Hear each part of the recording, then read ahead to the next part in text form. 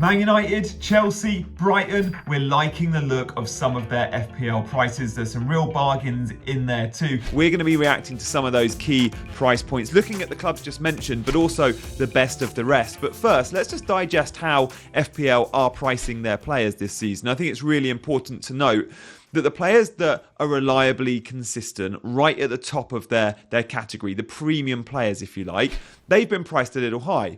So Haaland, Salah, Trippier, Trent, right at the top of the bracket that you might expect for that player, making the game a little bit more difficult to accommodate these players. But what they've done to make it easier to accommodate these players, the best of the rest have all been priced perhaps a little bit lower than what we were expecting. And we've seen that today with the likes of Rashford and Sterling and Estupinan. We saw it with Matoma and co yesterday. So let's react and have a look at some of those key price points from some players that we really like the look of. And as the days go on, we're going, he's going to be in my Game Week 1 draft. He's going to be in my Game Week 1 draft. So look, let's start off with Chelsea, because this is a really intriguing team this season, because they were so bad last season that we know that they're going to be favourably priced. So that's a good thing.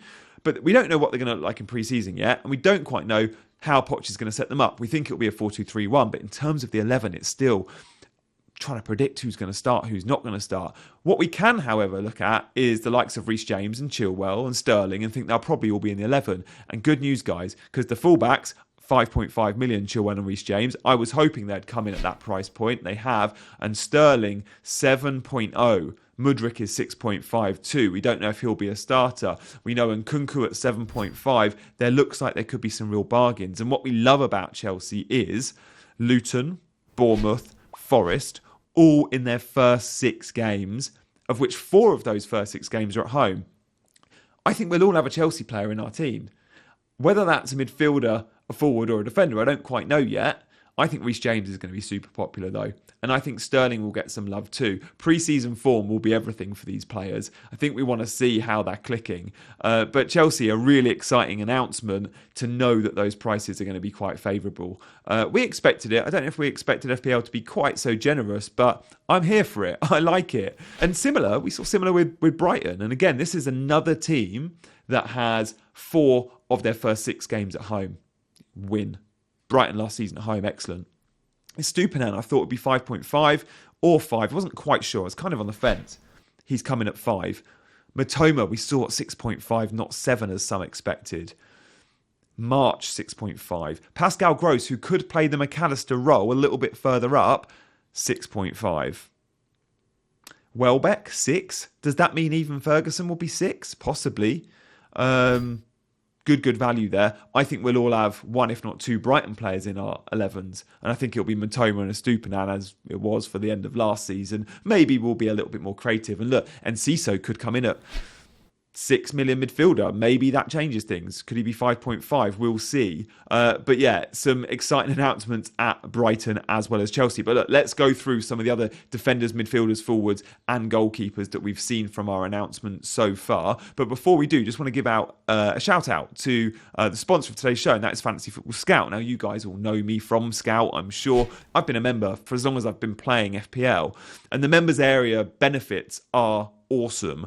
And now is the time to sign up. Like, for the stretch of a season, it's really not much money, and you get such rich content. I can't tell you how important it is to get one step ahead and have access to the Scout content. So even like the pre-season form is important to track, as well as all the data stuff and loads of other benefits. So go check out Fantasy Football Scout, link in the description. I know most of you are probably already subscribed, I'm guessing. But let's move on to some of those other key positions and players within them that we've seen from the last few hours. So midfielders, let's start with low price point up to high price point, and you know Rashford is going to feature. McNeil and Decore, both 5.5. They're the 2 exciting Everton midfielders. And we were hoping they'd be 5.5, and they are. Don't think we'll be going to Everton midfielders just yet, because I think the ceiling's so low with how many goals will Everton score. We need Calvert-Lewin fit. But it was good to see the low price points. And Brennan Johnson being reclassified as a midfielder, 6 million. Again, he'll be a tempter. But knowing Matoma 6.5 and knowing Bomo 6.5, I think they'll occupy those spots. But we did see Bruno Guimaraes come in at 6, and with Tonali in that Newcastle team, that could mean Bruno gets a little bit higher up the pitch. And I think it will be more, rather than one sitting and one going from those two brilliant midfielders at Newcastle, in terms of one's the 4, one's the 8, I think it will just be a case of when you go, I sit. And when you go, I sit. And I think we'll see them interchanging, stay intelligent footballers. So that's some budget midfielders for us. We also saw Jared Bowen at 7 million. Again, last season he was okay, but the season before that, so hot. 7 million could be tempting. Benrahma, 6 million, is on penalties though. Not sure either West Ham midfielder would do it for me, but they're good price points. Antonio, the West Ham starting number 9, is 6 million. We'll talk more about forwards later, but we have to talk about Rashford because we all wanted to know how much was Rashford going to be this season. Like, we knew he was underpriced last year at 6.5, didn't we? And we're thinking, will he come in at 9 or 9.5 or even 10? And will he be a midfielder or a forward? Now, if you play wide, you're a midfielder. We know that from Salah and various examples. But Rashford actually plays number 9 for Man United quite a lot, doesn't he? I probably think the second half of last season, I'm just going to take a guess and say he played 40% of his Man United minutes as the number 9 and the other 60% on the left. Maybe 50 on the left and 10% on the right. United still haven't bought a 9. So there's a good chance he starts the season as the number 9 for Man United. But I still think FPL have probably done the right thing because eventually, his best position's on the left. Surely that's where Ten Hag is going to be playing him. So I'm glad to see he has stayed as a midfielder. But the price is important because Sancho came in at 7, but Rashford at 9.0. And we already know Bruno is 8.5. Is Rashford worth 2 million more than Sancho? Absolutely. Is he worth more than 0.5 million worth on top of Bruno? I think maybe. I think probably. We don't quite know who's on penalties. We think they split them, but that's difficult. Bruno's expected data was amazing last year, but Rashford's a talisman, so I think we can afford to spend the extra on Rashford, and I think he'll be in all our Game Week 1 drafts. Simple as that. But I expect Saka now to be the same as Rashford at 9 million. And I think the question might be, is it Saka or Rashford? Or is it both? Because if you're going with no Salah drafts, it can very easily be both without Mo Salah. So that's some of the midfielders that we know about. Let's look at a couple of the defenders. I'm just going to touch on a couple. We saw Botman today, however, come in at 4.5. Now, this felt very generous because Botman plays for one of the league's best defences. He plays every minute. Yes, he doesn't score goals or get too many bonus points, but he's a very reliable 6-point asset. And alongside him is a 6.5 million defender in Trippier. Now, sure, Trippier offers a whole load more, but they get the same clean sheet points and Botman at 4.5. I'm like, that's really good value. I think we probably need the fixtures to be there for Newcastle before we jump on. Or maybe if you're going for your 4th defender and 5th defender, or 3rd and 4th as 4.5 rotating options, then Botman from day one can definitely be one of those options. When the fixtures aren't great, you bench him. When they're good, you play him. So Botman was interesting. And Luke Shaw, 5.5 million. I thought it'd be 6. I put him in as my predicted as 6. 5.5 is good value. Good value for Luke Shaw. And I'm seeing so many good value defenders. I'm looking at it thinking, if I want Reece James, and if I want Luke Shaw, and if I consider Chilwell and Botman, and Estupiñán, who's 5.0 by the way, do we absolutely have to go for Trent? We're being told Trent's the best option. Of course, he is the best defender in the game. But for all that money, is he worth it? And what can you do with your front line or your midfield line if you sacrifice Trent and still cover him with, replace him, cover's the wrong word, with good defenders? And I don't think Robbo's one of those options, by the way. I still think he's expensive. So it's going to be really interesting. I'm still not sure if I'm going to have Trent in my Game Week 1 first draft, which we'll see very, very soon, by the way. Have that coming up very, very soon. I don't think Salah will be in it, and I'm not sure about Trent either. So yeah, time will tell.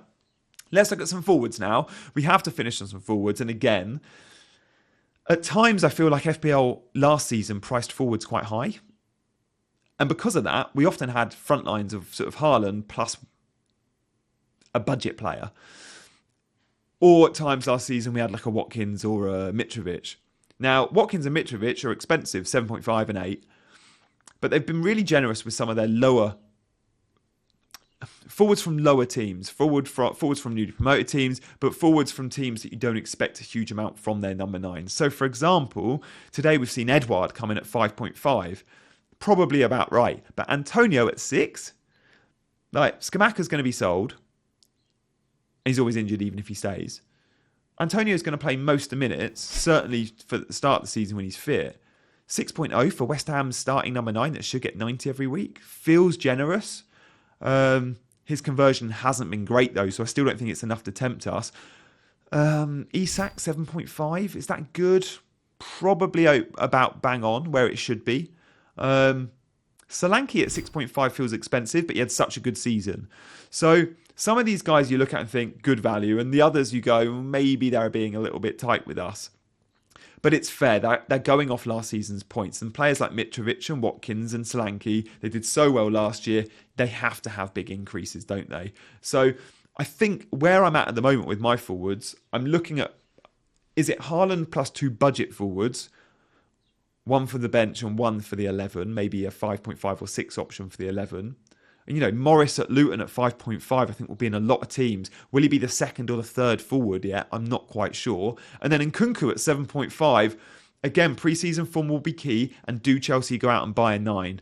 Because if Nkunku's going to start as a 9, we like it. Even as he starts as a 10, if he's on penalties and as a 10, where he had most of his minutes last season, I still think potentially a very good option at 7.5. So worth monitoring. At the moment, I haven't seen any mid-price forwards where I've gone, yeah, he's really good value and needs to be straight in my team.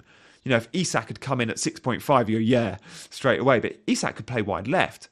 How's Isak and Callum Wilson going to combine in terms of prices and starting 11? I expect Wilson will be 8 million as well, which is Watkins' money, which again feels a little bit too high when comparing them with other assets from other teams.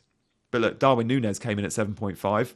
Again, we look at Liverpool assets and think if we can get a Liverpool striker that plays all the minutes, 7.5 is a great bargain. We just don't know if he's going to be in the 11 yet. So there's still so many questions. We'll be answering all the key questions in pre-season. Stay with me for that. And of course, I'll be showing my Game Week 1 team reveal first draft, of which there'll be a few in the not too distant future. Guys, thank you so much for liking and subscribing. Drop your comments too. I'll get back to you on all of those comments. And I'll see you very soon. Take care.